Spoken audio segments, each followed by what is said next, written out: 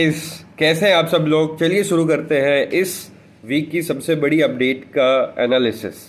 तो इंडिया के ऊपर ट्रंप ने लगा दिया है एडिशनली 25% का tariff, so which makes effective tariff 59%।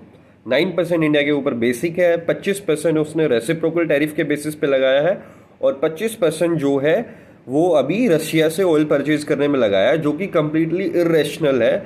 उसके इरेशनल रीजनिंग के पीछे पर्टिकुलर चीज़ें हैं, जैसे ओवरऑल रशिया से जो ऑयल परचेज करते हैं वो सारी कंट्रीज़ में चाइना, यूरोप वगैरह आते हैं और उनके ऊपर जो है वो हमसे ज़्यादा बाय करते हैं और उनके ऊपर हमसे कम टैरिफ लगा है। तो चाइना लगभग 35% कंट्रीब्यूट करता है रशियन एनर्जी को इंपोर्ट करने में, लगभग 25% के आसपास यूरोप करता है और इंडिया सिर्फ 13% करता है।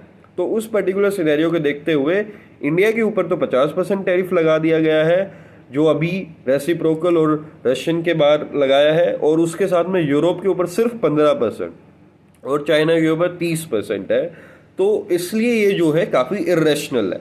और इसके पीछे रीज़न क्या है ट्रम्प का? एक्चुअली ट्रम्प जो है वो एंट्री करना चाहता है इंडिया की मार्केट में फॉर डेयरी प्रोडक्ट्स के लिए और जेनेटिकली मॉडिफाइड और एग्रीकल्चरल प्रोडक्ट्स के लिए, बट इसमें इंडिया बिल्कुल भी उसके साथ नेगोशिएट करने के मूड में नहीं है। The main particular reason is कि इंडिया में एग्रीकल्चर और डेयरी प्रोडक्ट्स का जो है 18% कंट्रीब्यूशन है इंडिया की जीडीपी में, और सबसे बड़ी बात यह 50% पॉपुलेशन जो है वो उसके ऊपर डिपेंडेंट है।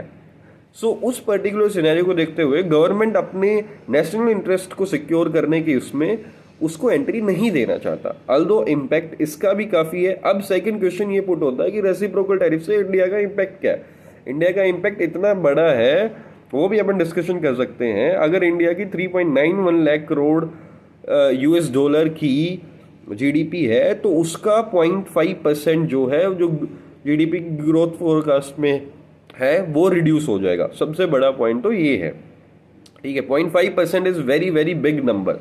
You can calculate it from the 3.91 lakh USD dollar से।